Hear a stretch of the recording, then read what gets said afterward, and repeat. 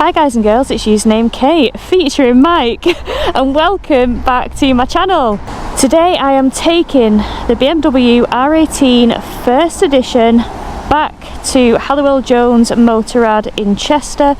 They kindly lent it me for the DGR and now it's time to say goodbye. So I've ridden this bike before, but I'm going to revisit it in this vlog. So if that's of interest, keep watching because this will be up your street.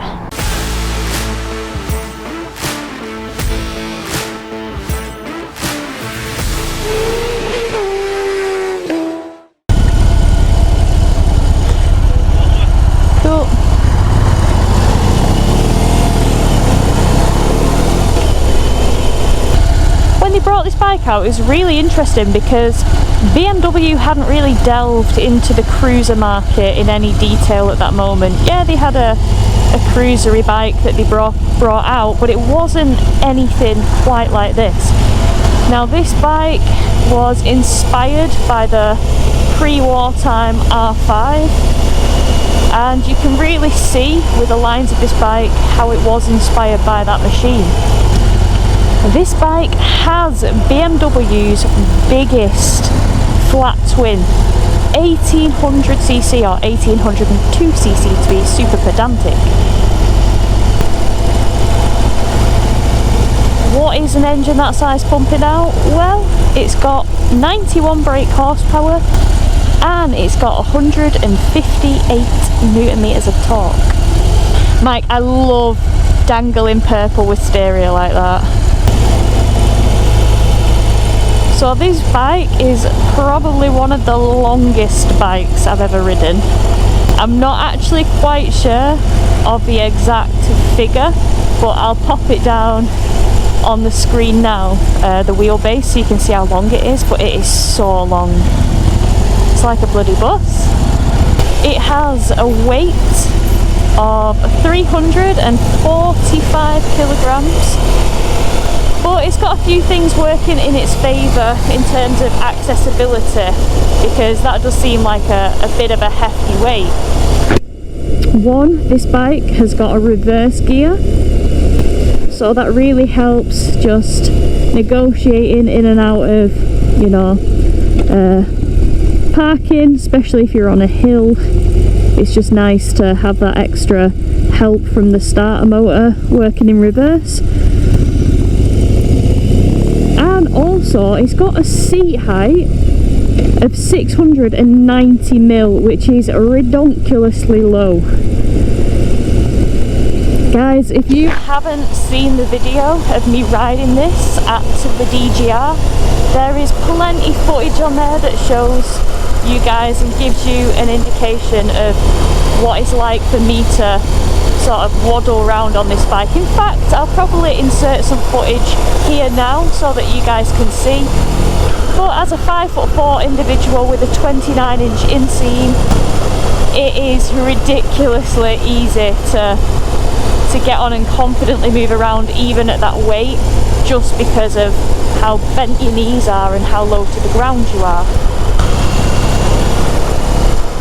It's no secret that the R18 is a bike that hasn't been flying out of the showroom doors at BMW. It's no secret. But I don't personally think this bike was designed to be a bike that sells in big volumes. It's not that kind of bike. It's a bike that's designed for somebody that will really appreciate everything about it. I mean, for a start, it's incredibly well built. The engineering on it is beautiful. You have an exposed bevel shaft, but it's so well put together, machined. Everything it does look of stunning quality. When I was at the DGR, I had loads of people come up to me and they were looking at the bike and saying how beautiful it was, and I agree with them. It's a very old school looking bike. It's tipping its hat to the olden days, but it's the right amount of modern in terms of, you know, LED lights and things like hill hold and reverse gears and modes. It's even got modes. I'm not even lying, guys. The modes are rain, rock and roll. And as you can imagine, rock is kind of the sportier one. And then you've got roll and you've got rain, which are a little bit more sedate. But I think for the most fun, keep it in rock. Just keep it in rock. Okay, this is the first bike you've ridden with footballs. How do you feel about them? Yeah, first time. Honestly, it's quite a nice feeling. It was a bit strange at first, not having a conventional peg, just where the ball of your foot rests. Like, the whole foot is like being mollycoddled right now. But one of the things that is strange about these footboards is you get a heel shifter, which I've never ridden with a heel shifter before. And at first I was just going to, you know, use it like a conventional shifter and ignore the heel shift. But it's actually quite easy to use when you get used to it. Yeah, I'm really looking forward to this breakfast. Is it still breakfast time? I don't know what time it is. It's like nearly 1 o'clock. I don't know whether to get a breakfast or get a Rossi wrap. You know I love a Rossi wrap. So the riding position on the R18 is something that has divided quite a few people, because when people think of cruiser, a lot of people think of forward controls, but that's something that's not possible on the R18, given the fact that we've got two great big stonking cylinder heads in the way. So it is a mid position or mid footrest position, and for me it's perfectly comfortable. I actually really like it. If you're a taller person and you ride an R18, let me know in the comments below how you get on with the riding position of this bike, because we might be able to dispel some myths here if it's actually pretty comfortable for the taller folk. Obviously, as somebody that's pretty short, I can't really comment on your behalf. So yeah, if you're tall and you have experience of demoing or owning this bike, let me know what you guys think in terms of comfort. So guys, one of the things that I absolutely love about this bike, and I'm sorry that I can't really demonstrate it very well today in this vlog, is the cockpit. It's so elegant. The chrome bars are beautiful. They just glisten in the sunshine. We've got beautiful chrome bars. We've got chrome brake and clutch master cylinders that have Berlin built written on them. The clock is actually beautiful, not that you can see it at the minute, so I'll put a clip in now of what that looks like. But yeah, sorry guys, you can't really see it at the moment because I've got everything. I've got my motor vlogging set up, ruining the view for you guys. Obviously I've got my GoPro there, my Insta360. And I'm trying out a new mount. I've been kindly sent this phone mount from Peak Designs, and I'm giving it a go, but this is a perfect bike to test it on because with the vibrations of a big stroppy 1800 flat twin, it's definitely giving the vibration damping something to work with. So one of the things with this bike, it doesn't have a fuel gauge. It doesn't give you how many miles you've got till you need to fill up. You do just get a fuel light, and then you want to be looking for fuel, you know, within the next 20 miles or so. But that's something that is, you know, you can just set a trip when you fill up. You get to grips with an idea of roughly when you'll need to put juice in, and then you can do it that way. So the bike doesn't have a 6-axis IMU, so we are devoid of cornering ABS and cornering traction and all that stuff.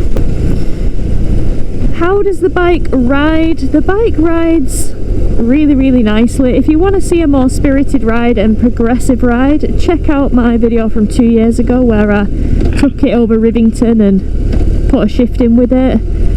But it isn't really a going out smashing it round kind of bike, because you know you've got limited clearance with the footboards, of course, and the exhausts are quite low as well.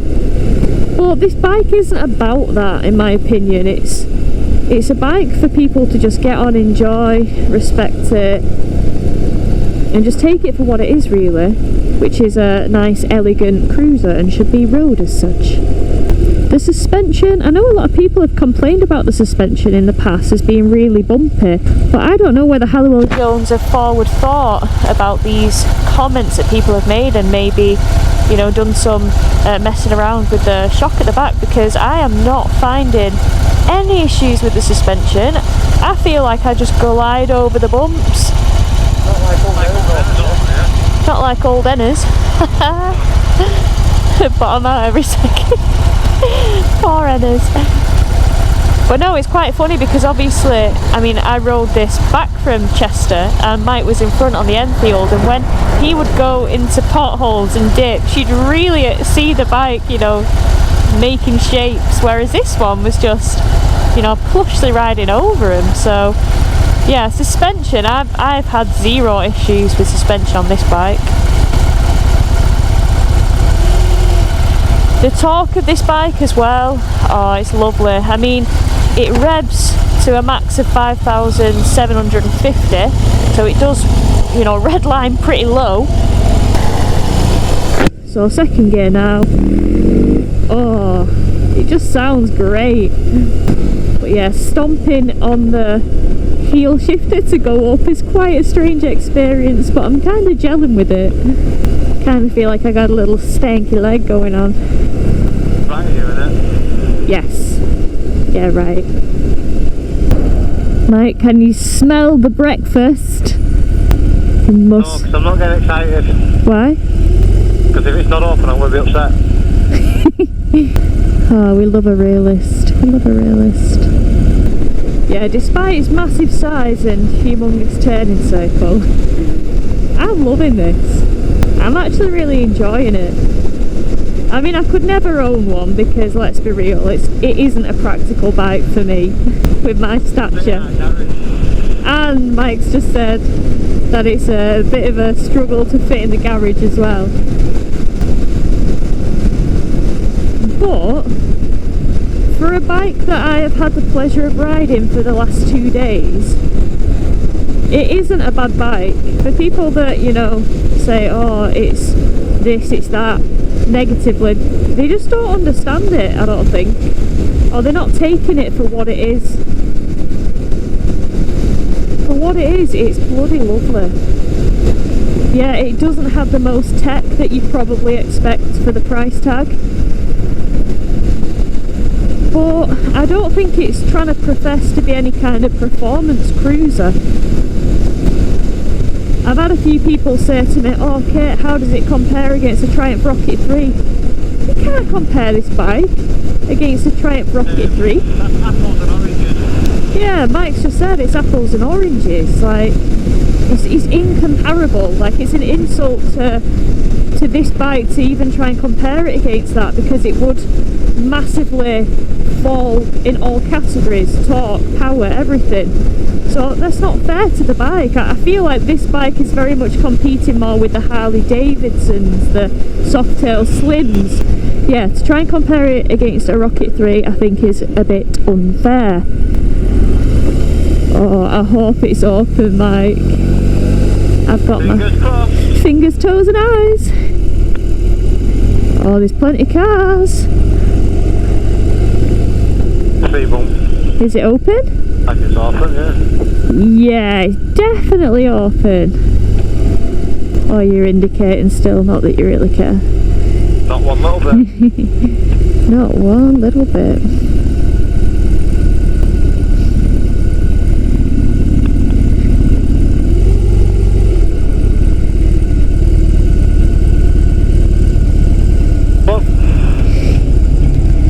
You have arrived at your destination.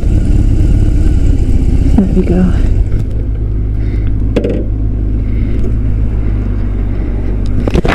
Super.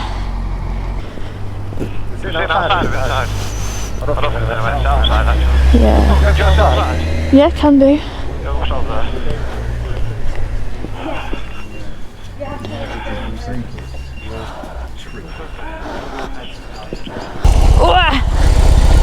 She is a big lass to get off the side stand, but it's manageable. Yeah, let's go Eskimo.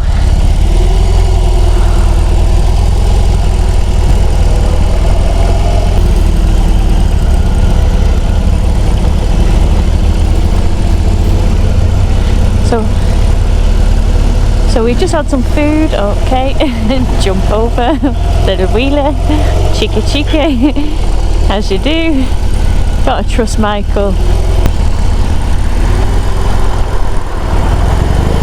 So I'm back on the R18, we've got a full belly. I'm going to pop a picture on the screen now of the food we have just ate. I had a Rossi wrap from J&S Cafe and Mike had a... What? Having food before with Mike, I was talking to him about the dash on this bike. Now again, you can't really see it because of the case in the way, but again I'll pop another picture up. But if you look, it's in very strange increments, like the speed, and it goes all the way up to 200 miles an hour, which, let's be honest, this isn't even going to touch that at all. So I kind of feel like it would have been nice for them to have like 10, 20, 30, 40, 50 on the speedo, instead of having 0, 20, 40, 60. Especially when in the UK a lot of our speed limits are 30, 50. So this bike is BMW's R18 first edition. Why is it first edition? Because this was the model that first came out in 2021 and they only made the first edition for a limited amount of time. Now in the dealerships you can get an R18, but they are classed as R18s, are available in all different colours. The first edition is quite unique in the sense that it has hand-painted pinstriping on the tank and the rear fender, which looks beautiful, and you wouldn't even know that it's hand done because it's that clean. You've also got loads and loads of chrome on this one as well. I'm pretty sure you got a fancy box given to you, presented by the dealership when you got a first edition. I can't remember what was in it for the life of me, but I think it was some kind of presentation box, which was kind of cute. Obviously if you're getting a used one at first edition, it probably won't come with that, because I can imagine a lot of that stuff gets lost along the way, or people want to keep it and stuff like that. And this bike, the first edition, has this one specifically has a reverse gear, but it is an optional extra. It was an optional extra for this bike. Now, since the R18 has been out for quite a while now, they did bring out other versions. So they brought out the R18 Bagger, they brought out the R18 Transcontinental, which is an absolute whopper of a bike, just over 400 kilograms with if you get it with a Marshall sound system, and yeah, it's quite a machine.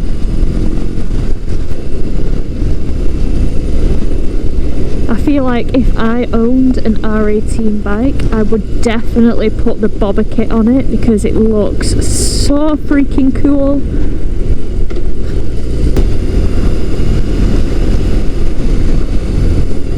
The brakes on this, you do have to definitely get used to what they're about. I've been on a few like performance nakeds recently, and it was actually quite funny when I left on this bike and approached the first junction at Halliwell Jones to leave the car park. I accelerated towards it and then tried to put my brakes on and realised that it's trying to stop a very heavy, long machine. So yeah, you've just got to respect the brakes a little bit and not expect them to brake like an M1000R basically.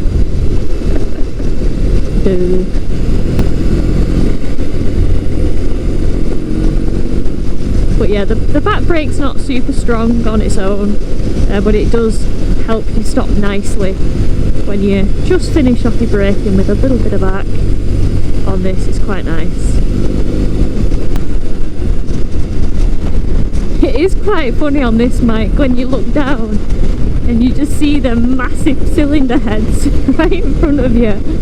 It does feel so cool, I can't lie.